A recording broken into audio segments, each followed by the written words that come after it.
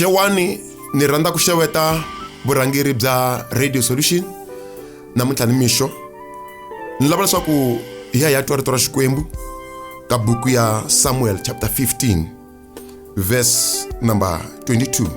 Samuel a hlamula aku, xana hosi Xikwembu xi tsakela yini xana?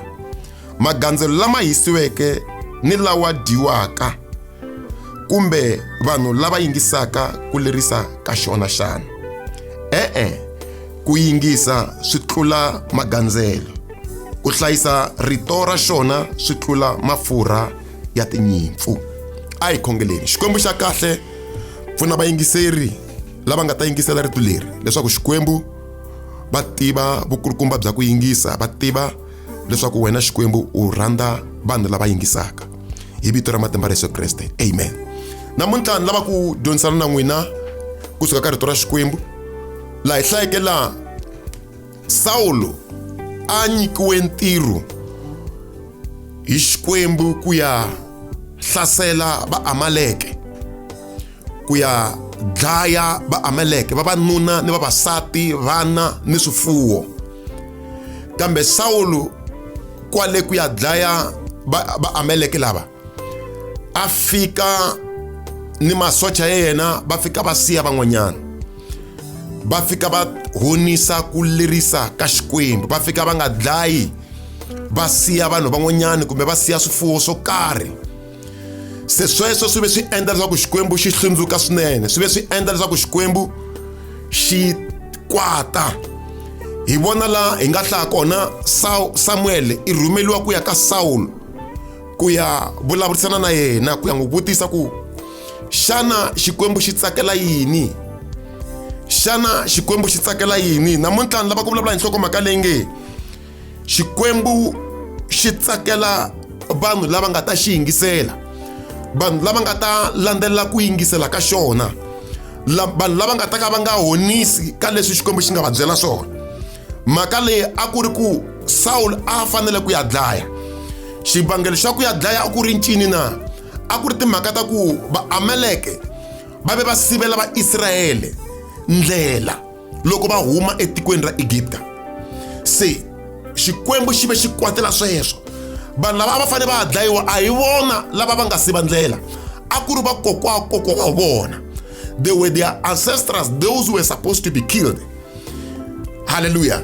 The ancestors, vakokwana wa vona a ku ri vona lava nga siva ndlela, kambe vona lava a va fanele va dlaya sweswi a hi vona lava a va sive ndlela hi xiviri xa vona.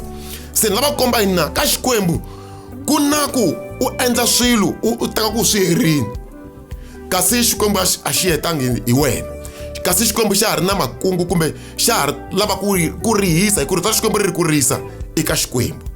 Se Saulo la xihoxo xa yena lexikulu lexi a nga xi endla i ku tsandzeka ku landzelela kumbe ku hetisisa ku rhandza ka Xikwembu. Ku rhandza ka Xikwembu a ku ri ku i fanele a ya dlaya Amaleke hikwalaho ka va sivele Vaisirayele ndlela. Namuntlha lava ku vulavula ni vanhu hinkwavo ku a hi dyondzeni ku yingisa leswi Xikwembu xi hi lerisaka swona. Dyondza ku yingisa leswi Xikwembu xi nga ku byela swona, hi ku loko u yingisa leswi Xikwembu xi nga ku byela swona swi ta endla ku Xikwembu xi nga tisoli hi wena. Hi vona Xikwembu loko hi hlaya rito ra Xikwembu xi tisola ku I'm sorry that I have made Saul to be a king. A swi nga fanela ku va ni endle Saulo hosi ku a nga yingisanga. Namuntlha ni nhlekani kumbe ni mixo lowu ni pfumeleni maxaka ya mina hinkwerhu kwala mi nga kona ku a hi dyondzeni ku yingisa Xikwembu. Dyondza ku yingisa Xikwembu. Swa endleka Xikwembu xi vulavula na wena namuntlha ni mixo ku teka swo karhi u nyikelela munhu wo karhi loyi a nga le ku pfumeleni, teka swo karhi i endla swo karhi wena ku hayi kona ni nge endli. Namuntlha ni lava ku tisana na n'wina ku Xikwembu xi tsakela ku yingisa ku tlula magandzelo. Maxaka ya mina a hi dyondzeni, a hi tiyisiseni leswaku hi yingisa. Endzhaku ka ku yingisa hi endla, ni loko swi nga vava mara hi endla, hi ku loko hi endla ku ya hi leswi Xikwembu xi nga hi byela swona hi ta vona Xikwembu xi hi tlakusa. Kambe loko hi hluleka ku endla hi leswi Xikwembu xi nga hi endla kona, Xikwembu xi ta hi herisa. Ingaku Xikwembu namuntlha xi nga hi pfuna ku ta fika kwala ku hi tiva ku ku yingisa swi tlula magandzelo. A hi khenseni, a hi khongeleni. Xikwembu xa kahle a ku dunisa, a ku khensa, ku ta fika kwala hi vito ra Yesu Kreste. Amen.